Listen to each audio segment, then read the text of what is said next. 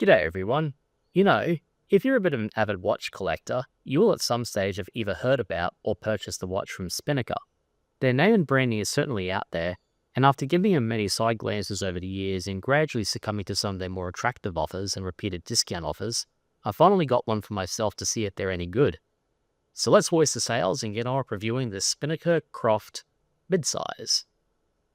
So here's the specs list for all the details, including physical dimensions, weight, water resistance, crystal, movement, and price. And if you like my video content and haven't had a chance till now, a like and subscribe always helps. For now, we'll sail onwards towards the positives of the Spinnaker offering. When you take the Croft out of its box, you're confronted with a rich looking blue from the dial and bezel, along with the gold coloured trim surrounding the hands and markers. And on first glance, the whole piece looks classic, elegant, and handsome. I'll quickly acknowledge the presence and usefulness of the white minute track running around the dial edge so we can continue ogling the rest of the dial. At every hour point you have an applied lume-filled circular indice, save for the 6 and 9 position that uses a rectangular marker, and double rectangles at 12 o'clock. At 3 o'clock you have a cutout displaying the date on a black background with white text, which I appreciate as it helps it blend a bit better with the dial. Sitting above at the top for crystal is a Cyclops magnifier, which I'll mention later. Because I want to talk about the dial, and I know I keep circling around it, but I can't get over how mesmerizing it is, and that's mostly thanks to the gold plating surrounding the hands and indices, and even on the slightly raised Spinnaker text underneath the 12 position. They're a huge standout on the watch, and while they're not overly bold or in your face, they certainly elevate the overall handsomeness of the dial. And they stand out and shine in the light, giving the dial a more valuable appearance that belies its budget price tag. The lume-filled hands, which I would describe as a cross between stick and sword shape, include a single and double gold-plated line running horizontally across the hour and minute hands respectively, adding yet more gold reflection. The hands are a little beefy, but this is great as it really helps with the time-telling process. The seconds hand gets a similar treatment, and shines proudly as it dances around the dial with a lume-filled lollipop pointer. Above the 6 indice you have the smaller printed automatic text in white, along with the water resistance written in a slightly smaller red font underneath. These colours are a bit of a contrast to the blue and gold theme going on here, but to me they help prevent the Croft's colourway from being too monotonous, plus their presence is fairly subtle to boot. The textured blue dial adds to the interest and charm of the Croft. Around the outer edges it has a more black appearance, but as you progress towards the centre of the dial it gradually shifts from a darker, almost navy blue to an ocean blue. Yet you'll only notice the coarseness of that texture if you look at the watch up close. From a regular viewing distance, you'll barely notice it. And this feature, along with the anti-reflective sapphire crystal and the gold tone markers I keep raving about, means you'll always get a clean and clear look at the dial. So it does a great job at telling the time and looking suave and expensive while doing it. And if the blue and gold is a little too fancy looking, there are alternative Croft versions out there in the same size package. As you'd expect at this price range, the case is 316L stainless steel and uses a brush finish all over, save for a bit of a polish effect on top of the lugs.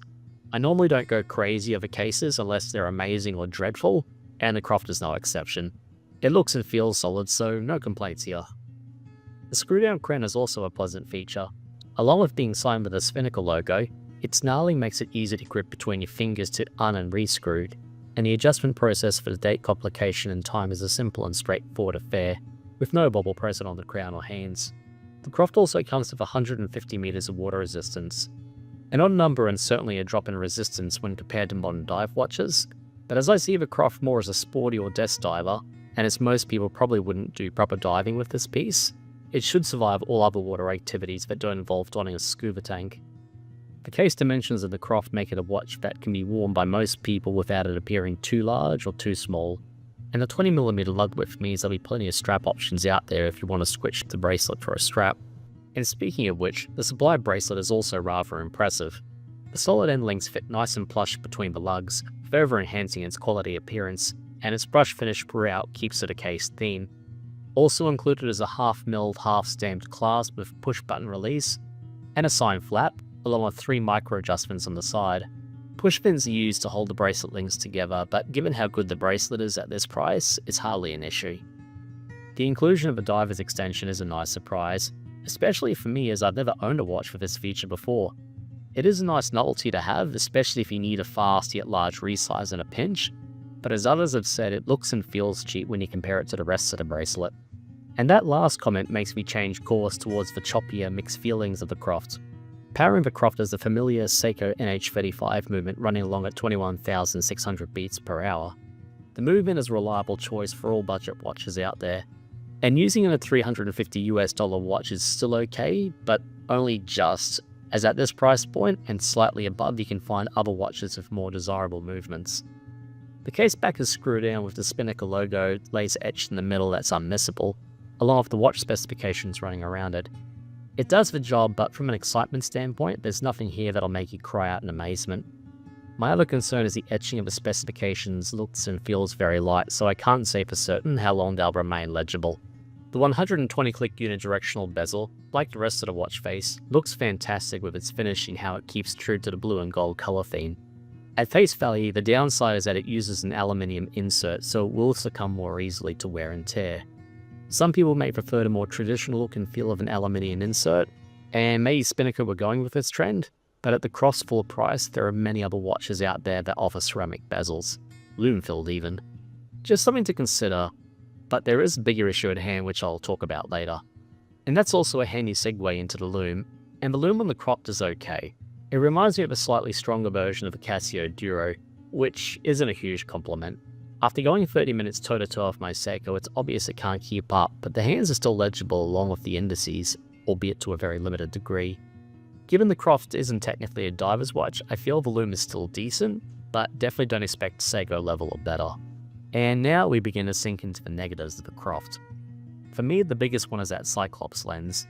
Normally I don't mind their presence on a watch, especially if the alignment is decent, but I don't know whether it's an alignment issue or if the Cyclops Spinnaker I've chosen is too small, but it seems like the far left side of that date window is obstructed, which means having to shift the wrist to the left to get an accurate date reading. But compounding the problem further is how the light reflects on that Cyclops. So to check the date accurately, not only do you need to angle your wrist, but you have to do it in the right lighting conditions as well. And this can be a rather frustrating experience. Ditching it altogether would have been the better option. The bezel color and markings all look nice, but its operation is woeful. The coin edging around the sides are very smooth and shallow, making it difficult to get a proper finger grip. To make matters worse, the bezel action itself is incredibly tight. Combine these two elements, and turning it in a full rotation would be considered one of the 12 modern tasks of Hercules. So unless you've got very dry and callous fingertips, the only practical way to operate the bezel is to get it off your wrist and summon more fingers for the job. Although others haven't mentioned this in their reviews, so maybe my example is a bit tight, but again something to consider. And in the end, it would be easy to say that this Croft model is more form than function, given its stunning appearance, but that wouldn't be fair.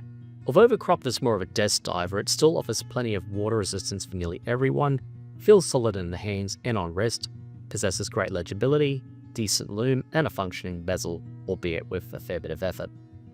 Overall, the Croft midsize is a well thought out and executed watch that offers an excellent blend of wearability, versatility, and functionality. It has so many good things going for it, and I'm really impressed with it, but at $350 it is on the high price when you look at some of its specifications. But bear in mind though that there are discount codes aplenty out there for the Spinnaker that can usually drop the price by at least 20%. So if you get this discounted down to at least $280 then the Croft represents good value for money. And at that price, a watch I'd recommend, especially as you'd be hard pressed to find a watch that looks anywhere near as nice. If you currently or previously owned a Spinnaker model, I'd like to hear your thoughts about it. But that's it for now, and thanks for watching, eh?